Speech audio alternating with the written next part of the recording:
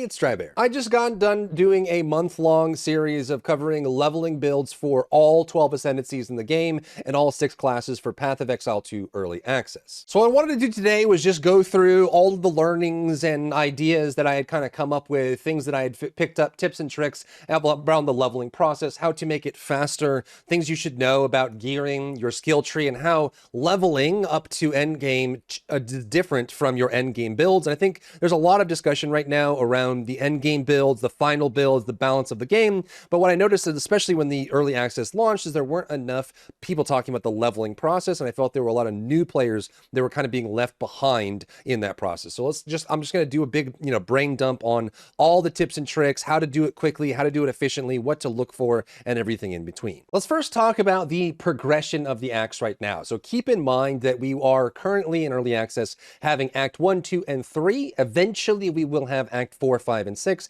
but those aren't currently in the game. We have to do Cruel Act 1, 2, and 3 again in order to get to endgame. So you're doing the first 3 acts, then you automatically get put back to the beginning on a higher difficulty, and you do the next 3 acts again. So while you're going through the campaign, you're going to want to be very aware of what you need to do and what you don't need to do to save time. There's also some zones that have better XP than others, so some you might want to run through and skip the mobs, and some you might want to do a second or third time to get a lot of dense XP. The first thing let's talk about is going to be the required versus not like optional secondary content around the map. So if you look at the map here, you will see around each waypoint area, these secondary content things pop up. There is a big distinguishment between the two of them. There are some that do not have the plus sign on them and some that do. So you can see how these skulls over here, this one has no plus sign, this one has no plus sign. But if we scroll over to this skull, even though they're all optional bosses on the side of those areas, this one does have a plus sign. What that means is that it gives you a permanent upgrade for your character. You will want to do all of these. Sometimes in the case of like Wraeclast Act 1, you get Spirit. Sometimes you get like extra cold resistance, extra lightning resistance like in Act 2. You get extra skill points in some cases. You get permanent buffs for your character like mana regeneration and that sort of thing. So as you're going through the acts, just make sure you're paying attention to the extra secondary content around those areas and make sure you plan to stay in that zone until you've completed all the ones that at least have the plus sign on them. If you ever get confused, these will show what zone they're in. So for example, if you wanted to know where the Byra of the Rotten Pack is, the one that gives you cold resistance, you can see that on the tooltip, it actually shows the zone that it's in Clearfell. So in some cases, like in Act 2, like when you go and look at Act 2, some of them actually don't show very properly. Like if you go to Act 2 here, especially around like the spires and stuff like that, some of these, it looks like shifting vases would be here for the spires, but it's actually in the Path of Mourning. So just look at, like, hover over the boss itself and then look to see what zone it's in and just go to that zone and complete it until you get it done. You don't need to do these secondary ones. These will usually just drop gold or skill gems, or in some cases they'll just drop like flasks like in Act 3, stuff that you don't necessarily need for leveling, but you do want to make sure you get the plus sign ones because that will be where you get your extra skill points. There are 22 extra skill points to get throughout the story and campaign that you want to make sure you get because it's a big difference between having 122 skill points versus 100 skill points at level 100 when your build is complete. The next thing that I want to talk about is just general ordering of things. So let's walk through the first 3 acts and just talk about things that you can do to optimize your experience. Obviously, this should come as no surprise, but if you're new to the game, you will want to make sure you're grabbing checkpoints and waypoints along the way. Waypoints look like this, and if they're inactive, they won't be lit up, and this will allow you to teleport between zones. And on checkpoints, these won't be lit up until you actually go over and trigger them. Both waypoints and checkpoints will refill all of your flask and charm charges when you walk near them for the first time. You'll see a blue and red effect that goes over your character, so you can plan around this. If you feel like you have to go back to town because you're running out of charges and you see that a waypoint or checkpoint's coming up, you can grab those to refill and then keep going without having to stop. You can also use the waypoints for 2 different things. First, you can go to different zones this way, but you can also reset the zone you're in by holding Control on PC, and then you'll bring up this menu, which will allows you to restart the instance. So if you want to run a zone again to get extra XP, if it's highly dense, you'll be able to do it that way by creating a new instance of that zone and resetting the old one. Additionally, checkpoints can be teleported to each other. So if you click on this, if you have other waypoints in the zone, you'll be able to find that waypoint and teleport to it by clicking on the checkpoint here, which is huge. This is something you need to take massive advantage of. This is a very great feature. So for example, like in this first zone here, if I come to the Mud Burrow where I have to kill the Devourer as a quest, but while I'm inside of Clearfell, maybe I want to find the entrance to the next zone. So if you hit this checkpoint, you have this zone here. You can then walk around, find the other checkpoint to the other zone. And once you find that, grab the waypoint in the next zone, come back and then teleport to this checkpoint and then do the Mud Burrow as an optimization. And there's a couple places where you want to take full advantage of this. The Mud Burrow is one of them here in Clearfell. This is a great way to take advantage of that. When you get over to Grellwood, most of the time, after having done this 15, 20 times, sometimes you'll find the entrance to Red Veil before you find the Tree of Souls, which means that when you find Red Veil, there should be a checkpoint there. Then grab the Red Veil checkpoint, then go find the Tree of Souls, because that's where the waypoint's going to be and where you need to return to once you're done with the Red Veil and you talk to the NPCs in town. But having this waypoint is going to be huge. So if you happen to find the Red Veil first, go to the Grellwood, find the waypoint, talk to Una, then go teleport to Red Veil and go in to finish that next part of the quest. Same thing for the Grim Tangle. You might go inside here and then you want to go ahead and grab the bosses that you're fighting there. And you go into the Cemetery of the Eternals and you're going to find the Mausoleum and the Tomb, and you'll have to teleport here. But you might find, like in the Cemetery of the Eternals, there are a couple zones where the place you're supposed to go next doesn't have a checkpoint, but it has a waypoint, which gets kind of annoying. There's one in every single act that you'll want to pay attention to. So for the cemetery, you'll want to land here, find the Mausoleum of the Praetor, the Tomb of the Consort, and then when you're done with both of those, you can go back to town and then teleport to this waypoint, because the next step is to open this gate. So using these as much as possible, either the waypoints or the checkpoints, allows you to move through those very consistently. There are a couple zones that as soon as you unlock them, you automatically get the waypoint for. Most of them are in Act 1, so you'll have the ability to unlock, like here, the next point will be Hunting Grounds. As soon as you defeat the boss at the end of the cemetery, you will automatically get the waypoint for this, so you'll be able to teleport here and be done with it. Same thing for the Manor Ramparts, but in general, it's good to just use the checkpoints. If you get to a zone, go into the zone, get the waypoint immediately, and then come back to finish what you were doing. When it comes to the Ascendancies, at least your first two, these are very scripted. So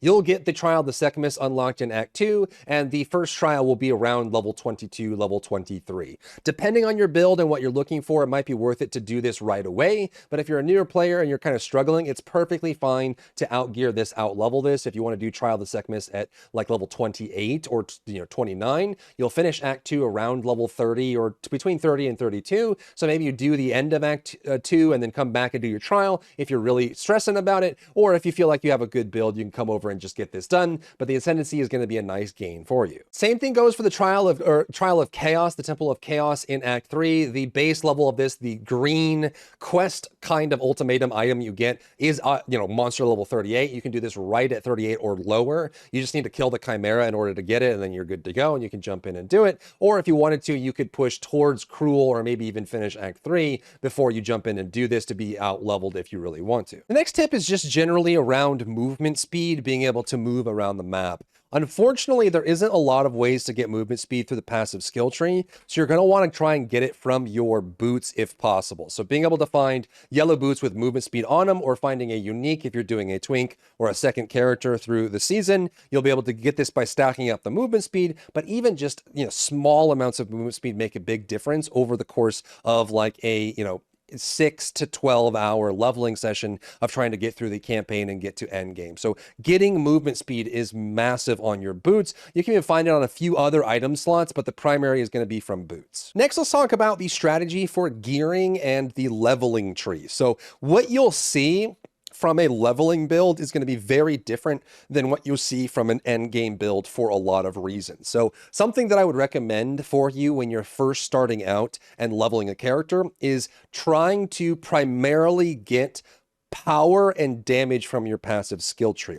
I see a lot of people fall into this trap where, they're trying to copy an end game build, and then you can see that in the end game build where you're doing maps, you're getting one shot by everything. So a lot of people are running percentage scalars on defense because it's necessary. In order to survive the end game, you need a lot of survivability. So people in your builds for mercenary will run and grab these percentages. They'll come over here and get like life regeneration, increased percent armor. They'll come over here and they'll get energy shield, and they'll come over here and they'll get evasion rating and all of these things that are very good for endgame and super needed because you take a ridiculous amount of damage. However, in my experience, you can get all of the defense you need to complete the normal and the cruel campaign from your gear. You do not need more defense than that for just leveling. And what I would strongly recommend for leveling process, and you can very easily go to endgame and respec for an endgame build, is to try to only get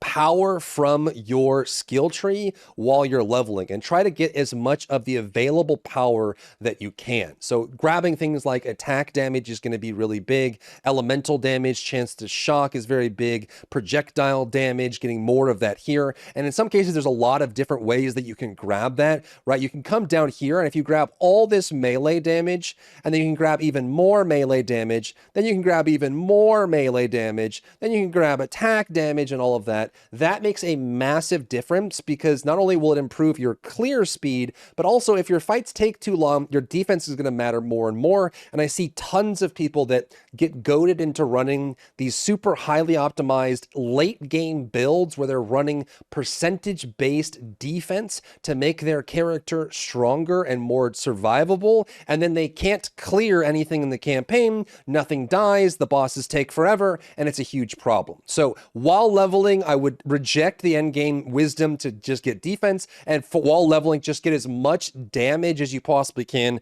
from your skill tree. And that's because when you go to your gear, it is very easy. Like, all you need from leveling is get all of your damage from your weapon and get all of your defense from the rest of your gear. You don't need to roll cast speed or elemental damage on your rings. You don't need to roll spell damage or whatever on your amulet. You don't need bonus damage attack on your gloves. All of those are great for endgame optimizations, but really all you need while leveling is just survivability from your gear. So if you're a mercenary or a warrior, you might want to run armor scaling. For ranger or mercenary, you want evasion. For monk, you'll probably want evasion and energy shield. And then for witch and for sorceress, you probably want, evasion, energy shield, or a lot of energy shield and life. So all you're doing while leveling is find blues and yellows that have maximum HP or energy shield, as well as evasion, energy shield, and armor. Scale those up as much as you can and only get damage from your character to scale that up. And if you get defense from here and damage from your skill tree, that is all you need for a sufficient leveling build, and it'll get you through normal and cruel campaign until you get to endgame. Then start using all of these really awesome percentage-based scalars on defense for your endgame build where you actually need it. So with that out of the way, let's talk about how to get damage for your character. This is something that I think has a very different approach for leveling than it does for endgame. And again, another point of confusion for new players coming into the game. So firstly, let's talk about the purest classes, like the casters. Very straightforward, very easy. Spell damage is your number one. Getting spell damage, if you are running with a minion build, keep in mind that minions are completely insulated from your own statuses and statistics, and so you will need to run like bonus minion damage in order to actually scale those things up. So if you don't have bonus minion damage as part of your overall strategy, your minions are gonna suck. They don't borrow any damage from you. So spell damage and minion damage is huge. But there are a lot of hybrid classes in the game that many people get wrong on how to scale up their damage in general. So for example, I'm on a mercenary right now. Let's take example what we have here. So let's grab let's grab like shock burst rounds. A big thing about some of the martial classes is when they're doing non-physical damage, they will have a conversion rate of their damage, their normal damage type, into the new type that they're scaling. So for example, if we go to the pulse of the shock burst rounds, you can see that it converts 100% of physical damage to lightning damage. Another major mistake that I see new players going for when they're doing these elemental builds is they'll go for like an invoker monk, and then they'll go up and they'll get only lightning damage. Only lightning damage, nothing. And then they'll put only lightning damage and elemental damage with attacks on their weapon, and then they can't kill a boss and they're wondering what's going on.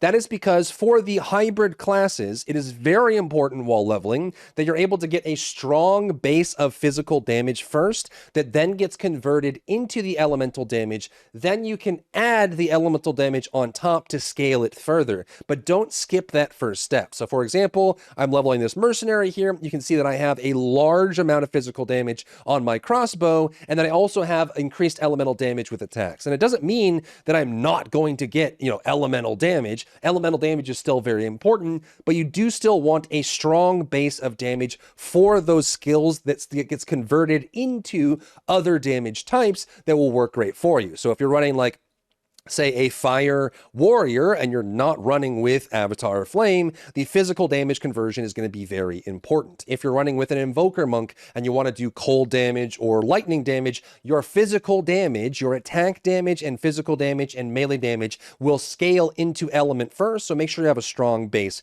for that. If you're doing a lightning ranger or you're doing a poison ranger, make sure you're still getting projectile damage for all of your attacks to scale that up as much as possible. You can even come over here and get attack damage as well. If you are ever confused, you can bring this up and you can refund a node and then add the node back in. These numbers are dynamic. There are still some things missing from these sheets that are very useful for knowing what you want to scale and what and how. They have some improvements to make, but in general, it's a great way to test what things do for you. So like you can take off gear, you can change gems, right? So you see how the number is changing there when I change my gear. That is an easy way for you to test. You can also grab things that like change the stat of the item or the skill, take the gem out, put the gem in. If these don't change, you have something to think about. Keep in mind, there's like a small, like 5% of the game that for some reason don't show on these sheets, even though they do work. So don't use it as like a perfect North Star, but at least a reference point for you. I have people that ask me in my stream all the time, which weapon is better? Should I use this weapon or that weapon? Well, if you need to test it out and you're not sure how it works, you can try just putting on different items and stats and weapons and gear and see how they change and how they get modified based on what you're doing, because that will make a big difference for the actual output of that item. So that's my overall advice. Try to primarily get damage from your skill tree because there's a bunch of damage early. So for Ranger, you can grab projectile damage this way, which is very easy to pick up. You can come over here and get projectile damage here. You can get more attack damage here. If you're playing Merc, same thing, projectile damage here. You can get projectile damage there. You can go down for attack damage as well. If you're playing a warrior, this setup is super strong for giving you a lot of melee damage early. Then you can go into elemental if you like, or you can pick up some one-handed or two-handed here. There's even more down here as well if you want to pick that up as well. For the monk, you get a bunch of options for adding an ailment, which might work better with your build, getting crit, which is strong. Also, getting skill speed is huge. Skill speed is a stat that combines attack speed and cast speed into one. So attack speed, cast speed, and skill speed is one of the best stats you can get for leveling, and Monk starts with it here, which is huge. Very easy pickup there. Then you can just kind of go around and look for like some physical options, like getting physical damage here to scale up your attacks. You go to crit or chaos if you'd like. Same thing here for getting spell damage all the way up here into elemental. If you're sorceress, you can get more spell damage here. So getting those early are massive. And also in some cases, getting projectile damage, melee damage, attack damage, or spell damage before you start getting damage to target can help a lot because it'll scale that base value first. Then you can apply the multiplicative scalars on top of it, like critical strikes or damage to target for a condition that make a big difference for scaling the damage. But if you don't have enough base damage, it is really going to hurt you. Lastly, let's talk about some very easy low-hanging fruit. Again, I have 22 leveling builds that you can use. They're not perfect by any means, but it should serve as a starting point for you if you're looking for some inspiration or just looking for a build to use while leveling. But let's go through all the classes and the different skills, ones that stand out as very strong keystones in being able to put a leveling build together that will always work for the most part, and what you can use them for. So starting with the character we're on right now is the Mercenary. A very easy pickup is going to be Explosive Grenade. It scales incredibly well with base damage, and it goes right into a grenade build on top of that, and also high velocity rounds. Those are very easy, reliable ones that you can use. And the third one that I would say is Galvanic Shards. Between these three, Explosive Grenade, high velocity rounds, and Galvanic, you can level through the entire campaign without adding too much more. You may want to later on put in things like Shock Burst or Hailstorm, Plasma or Cluster. Those will all make it better, but in general, those are probably the best leveling skills for Mercenary overall. For the Ranger, Lightning Arrow and Lightning Rod are some of the best. Lightning Rod is probably one of the best skills in the game overall. Just in general, it just works so incredibly well with everything scaling. And then Poison Burst is incredibly powerful on top of that too. As you push further down, Tornado Shot starts unlocking some really nice damage options, and so does Toxic Growth and Gas Arrow. But I would rely mostly on probably Lightning Arrow, Lightning Rod as your core, unless you're going to be doing a specific build for that overall. For the Monk, I think there's a couple options in there that are very strong. The strongest leveling skill for Monk is probably going to be Tempest Bell. This works with basically any build. You just have to hit a combo up, put the bell down, and hit it. And on single target, you can make sure that you're hitting the boss and the bell simultaneously to amplify your damage, which is an easy pickup. From there, I would say that Glacial Cascade is very, very good. Ice Strike and Tempest Flurry are very, very good. And between these four, you can make a competent leveling build without needing anything else down here, to be honest. Stormwave is also a special mention, and Charge Staff does pick up later on, probably towards Cruel, as you start getting more ways to generate power charges and use this as well. But in general, these four are probably going to be your best bet for the Monk. For the Elemental side on Sorceress, honestly, all of these abilities are very good for leveling, except for Ice Nova. I think the scaling on Ice Nova is just a little bit below the fold, and while it can be useful, and yes, you can cast Ice Nova on Frostbolt to clear the edge of a screen and play it safe, I would just say that the damage scaling and raw damage on it is quite weak compared to the other options available. Flame Wall with Spark will carry you through the entire campaign if you'd like, as you can shoot these projectiles through the Flame Wall and get bonus damage. Frost Bomb is incredibly strong. Orb of Storms is usually not necessary unless you're doing single target, as you can kind of just use the rest at least for that. Ember Fusillade is great for single target. Frostbolt does a lot of really good damage if you build into it, and all of those kind of worked really well together. I would say that Sorceress probably has the best starting set of abilities to use for leveling, which is a bit of a mixed bag, as there are some traps you can fall into. I think if you put too much effort into like Skeletal Warriors, for example, your damage is going to be kind of low. There's definitely some scaling options for Bone Cage, and you can also use Bone Storm, but you have to build it correctly with the right physical spell damage and probably critical strike as well. Contagion is very strong with Essence Drain. It's not incredibly fast, but they're very effective, and if you know how to build these properly, you will scale up. And then when you're going for minion builds, I would recommend going for either Arsonists or Snipers with the Gas Arrow command, and just make sure you understand how that works. Again, you don't give any of your damage to your minions without like special instills or unique effects, like individual special cases. In general, like if you get, if you're a witch, this has spell damage and minion damage on it. But say we go to these nodes, which are just spell damage, this spell damage won't apply to your minions. If your minions are dealing like fire damage, if you get like fire damage for your character, you actually won't apply that to your minions as well. Minions specifically are insulated from your stats, so if you want your minions to survive more, you have to give them minion health. If you want your minions to do more damage, you have to give them minion damage. So make sure that if you're planning a minion build, you can grab these nodes here that have the minion damage on them for the witch. You can come over here and get these as well, which are super important. You can grab some minion damage here. There's a whole bunch of it over here as well. Grabbing those will make the minions deal enough damage to scale up. And again, for leveling specifically, I would say for the witch, the snipers and the arsonists are going to be your best options. You can run with the frost mages. They will clear all mobs easily and have a little bit of a slowdown on the bosses. And you can also work in things like zombies and being able to detonate either through the arsonist or detonate dead, which are all great options. And then towards the end of normal campaign, reavers and storm mages are also quite good. Lastly, talking about the warrior, the best leveling ability on here for the warrior by far, bar none, without question, is Bone Shatter. This one is going to carry most warrior leveling builds,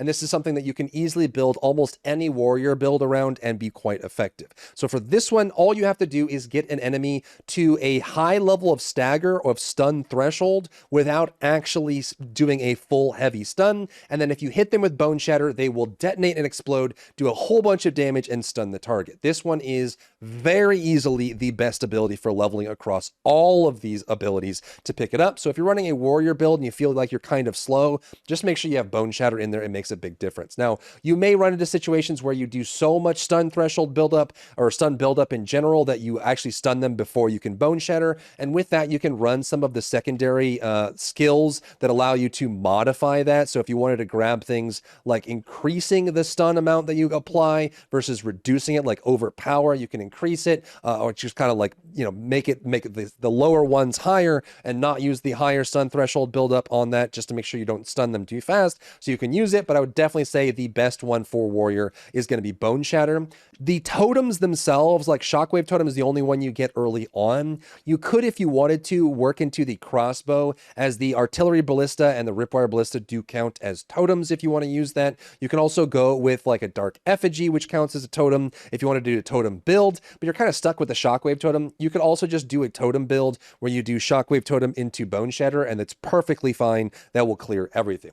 If you're going to run with Shield Charge, Resonating Shield, or Shield Wall, remember that the damage from these comes from the armor on your shield. So make sure that you have high armor shield. Again, while leveling, all you need is your core stats. You don't need anything perfect. You can even run with a blue shield that has very high armor on it if you wanted to run with these as well, just to give you a little bit more of a boost in damage. And the last thing to talk about is going to be the free skills you get that come with your weapon. So based on the weapon you have equipped, you will get free abilities, and these will scale up with the quality, like with the level of the weapon. As your weapon level goes up, so will these abilities, and in most cases, these are your go-to for the weird points. So if you're running into builds where you're running a build on a character and you have a major slowdown, try just slapping a couple really good gems on your weapon skill and use that. That will get you through most of the leveling process if things get really weird. Some easy pickups for this is you can run things like Execute. This gives you more damage to low HP targets. You can just slap this on your weapon skill and then use it on a boss that just crossed the halfway point to finish them off. You can run with the tempos, which give you a lot more attack speed and bonus to it as well. So martial tempo or arcane tempo, depending on what weapon you're talking about, that gives you like this plus Execute usually gives you everything you need to finish targets off. And if you're running a build that is good at mobbing but slow at bossing, putting really good gems on your weapon skill can give you a very easy way to just push forward, unless you're running like Scepter and Shield or something and you don't have anything to go off of here, or you're running with like a utility skill on a staff or something like that. Next is the Spirit offerings. If you are a martial class of any kind, you pretty much have to be running a Herald. The Heralds are some of the best abilities in the game. So Herald of Ash, Herald of Ice, and Herald of Thunder. These are some of the best options for leveling in general. Herald of Thunder, when you kill a target that's shocked, you will get a huge burst in damage. If you overkill a target, Herald of Ash will explode with Ignite. Herald of Ice will also allow you to shatter an enemy with an attack hit, causing another explosion.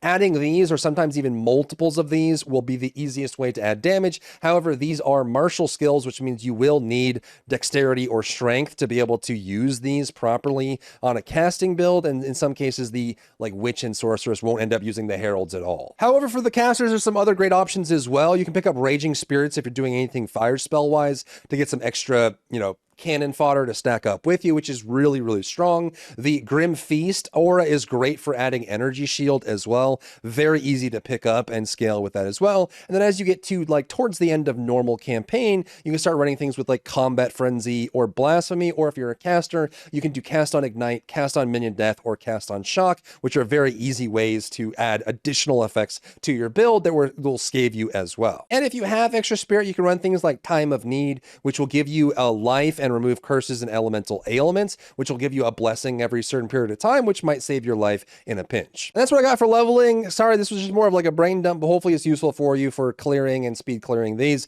Eventually, as we get further into the game, I might do like actually speed run routes or like process, like true step-by-step processes, but I just wanted to give a general idea on what to look for while you're leveling and just some advice that I picked up. If you found value in today's video, leave a like down below, leave a comment for the algorithm to help this video get seen by more people, and don't forget to check out my other channels for other content and other stuff and other things.